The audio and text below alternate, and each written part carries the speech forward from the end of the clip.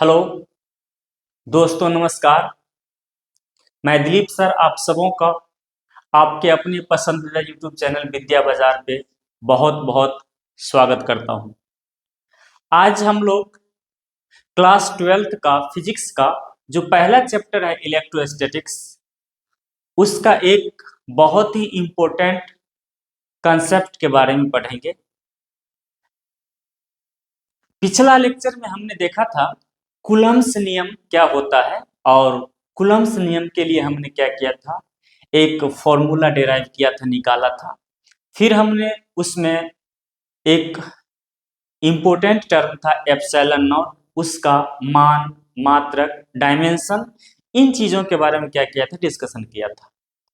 तो आज के इस सेशन में हम लोग कूलम्ब्स नियम की क्या सीमा होती है, मतलब ये हर जगह हर कंडीशन में लागू नहीं होता, कुछ विशेष कंडीशन में ही ये लागू होता है और कुछ जगह ये लागू नहीं होता है। तो ये कहाँ कहाँ लागू नहीं होता है, इसे ही हम लोग कहते हैं सीमा। इसके बारे में अध्ययन करेंगे और इसी सेशन के अंतर्गत हम एक और इम्पोर्टेंट कॉन्सेप्ट के बारे में पढ़ेंगे, जो कूलम्ब्स बल नियम से हम लोग कूलम्ब्स बल कैलकुलेट किए थे, जिसे हम लोग स्थिर विद्युत बल नाम देते हैं। वो कैसा होता है, उसके अभिलक्षण गुण क्या होते हैं, इसके बारे में पढ़ेंगे। और ये दोनों ही कंसेप्ट आपके एग्जामिनेशन पॉइंट ऑफ व्यू से बहुत इंपॉर्टेंट है। ये आपको शॉर्ट आंसर क्वेश्चन लिखने में तो मदद करेगा ही, साथ ही साथ ये ऑब्जेक्टिव प्रश्न को भी हल करने में मदद करेगा। तो आइए हम लोग देखते हैं। तो सबसे पहले हम लोग को पढ़ना है कि लिमिटेशंस ऑफ कूलम्ब्स लॉ। जो हमने कूलम्ब्स नियम अभी पिछला सेशन लेसन में पढ़ा था, तो उसका क्या सीमाएं हैं, मतलब कौन ऐसा कंडीशन है जहां पर कूलम्ब्स नियम हम लोग क्या कर सकते हैं, लागू नहीं कर सकते हैं। तो ये थ्योरेटिकली दोनों कॉन्सेप्ट थ्योरेटिकली है, उसके बारे में हम लोग को पढ़ना है। तो आइए सबसे पहले ध्यान दीजिए कि पहला पॉइंट है, यह मतलब क्या, कूलम्ब्स का नियम जो है केवल स्थिर बिंदु आवेश के लिए ही लागू होता है। अगर आवेश स्थिर है तो कूलम्ब्स नियम लागू होगा, अन्यथा ये लागू नहीं होगा। पहला इसका सीमा। दूसरा है कि अगर दोनों आवेशों के बीच का जो दूरी है 10⁻⁻15 मीटर से कम हो जाएगा, तो इस नियम की वैलिडिटी खत्म हो जाती है, ये लागू नहीं रहता है। तो डिस्टेंस जो होना चाहिए आवेश के बीच वो 10⁻15 मीटर से कम नहीं होना चाहिए, नहीं तो ये नियम लागू नहीं होगा। तीसरा है कि यह नियम जो है कुछ किलोमीटर की दूरी तक लागू होती है, ज्यादा नहीं, कुछ लिमिटेड है इसकी, कुछ डिस्टेंस, सर्टेन डिस्टेंस तक ये नियम क्या होता है, लागू होता है। और एक इंपॉर्टेंट बात याद करना है आपको कि कूलम्ब्स का नियम माध्यम पे निर्भर करती है। अगर माध्यम बदल जाएगा तो कूलम्ब्स नियम का क्या होगा, वैल्यू जो होगा, इसका मान जो होगा बदल जाएगा। तो यह एक माध्यम पे निर्भर करती है। और अगला इसका जो लिमिटेशन है, ये है, यह एक सार्वत्रिक मतलब यूनिवर्सल लॉ नहीं है, यह हर एक जगह लागू नहीं होता है। इसे ही हम लोग सार्वत्रिक मतलब होता है हर एक जगह, यह हर एक जगह लागू नहीं होता है। तो आपको कूलम्ब्स नियम की सीमा याद करके रखना है। ये प्रश्न एग्जाम में, बिहार बोर्ड के एग्जाम में या अन्यथा दूसरे एग्जाम में भी 2 नंबर में पूछे जाते हैं। क्लियर।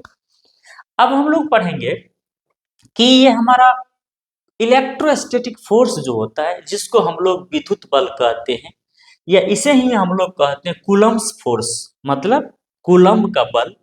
इस बल के कुछ अपने गुण होते हैं, उसे ही हम लोग कहते हैं अभिलक्षण, जिसे हम लोग अंग्रेजी में कहते हैं कैरेक्टरिस्टिक्स। तो ये कूलम्ब बल का कुछ अपना कैरेक्टरिस्टिक होता है। क्या होता है, ध्यान दीजिए। सबसे पहले आपको याद रखना है कि ये कूलम्ब का जो बल होता है, यह एक सेंट्रल फोर्स होता है।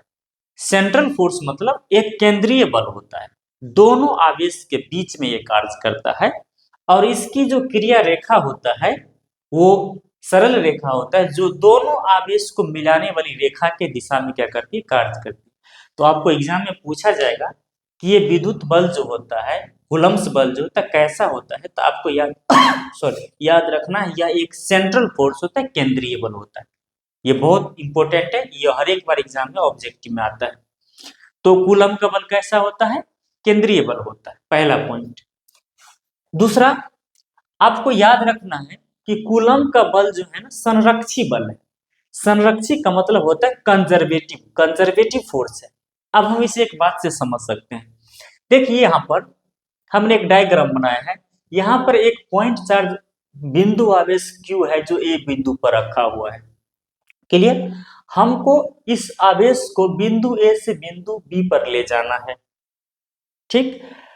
और ये कूलम्ब्स बल के द्वारा अगर हम यहां से यहां ले जाएं, ये रास्ता से ले जाएं, ये रास्ता से ले जाएं, फिर इससे ले जाएं, हर एक कंडीशन में क्या होगा, कार्य का मान क्या होगा, बराबर होगा। डेट मीन्स कि इसमें क्या होता है, कूलम्ब्स बल के विरुद्ध अगर हम लोग कार्य करते हैं तो ये रास्ता पे निर्भर नहीं करता है। तो ऐसा बल जिसके द्वारा किया गया कार्य रास्ता पे निर्भर नहीं करे, पथ पे निर्भर नहीं करे, उसी बल को हम लोग क्या कहते हैं, संरक्षी बल कहते हैं। तो आपको याद रखना है कि कूलम्ब्स का बल जो है एक संरक्षी बल है। आपको एग्जाम में पूछा जाएगा कि कूलम्ब्स बल कैसा है, कैसा होता है, तो आपको याद रखना है कूलम्ब्स बल केंद्रीय बल है और ये संरक्षी बल है। तो आपको ये दोनों बात याद रखना है। इसके बाद ये कूलम्ब्स का बल जो है वर्ग व्युत्क्रम नियम, जिसे हम लोग कहते हैं इनवर्स स्क्वायर लॉ, तो ये इनवर्स स्क्वायर लॉ का पालन करता है। अर्थात ये क्या होता है, एफ जो है ना इनवर्सली प्रोपोर्शनल होता है 1/r², जो आपने कूलम्ब्स नियम में देखा भी था कि ये 1/r² के समानुपाती होता था। तीसरा पॉइंट है ये।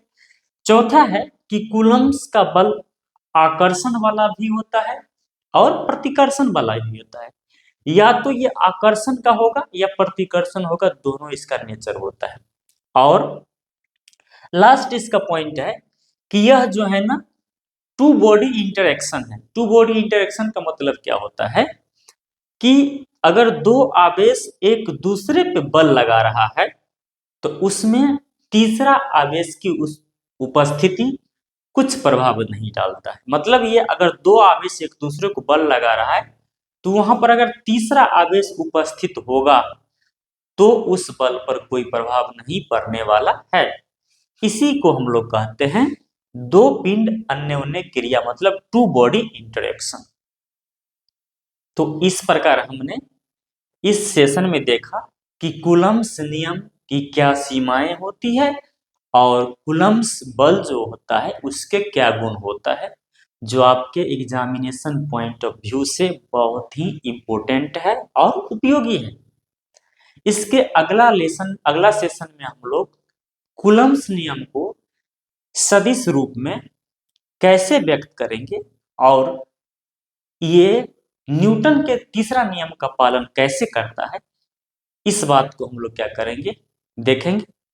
तब तक के लिए बाय बाय, और अगला वीडियो बहुत ही जल्द आएगा। धन्यवाद।